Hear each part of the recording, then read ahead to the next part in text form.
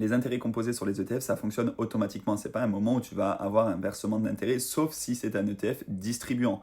S'il te distribue des dividendes chaque année, chaque trimestre, chaque 6 mois, peu importe, tu recevras un dividende sur ton compte espèce, que ce soit sur le PEA, sur le compte titre, sur l'assurance vie. Je t'invite à te renseigner dans les caractéristiques de ton ETF. Si c'est un ETF distribuant, DIST, tu auras la date de versement du dividende. Mais ce n'est pas du tout le plus intéressant si tu veux faire travailler les intérêts composés justement de manière la plus rapide possible. Il vaut mieux que ton ETF soit capitalisant, c'est-à-dire accumulatif, donc qu'il accumule les dividendes.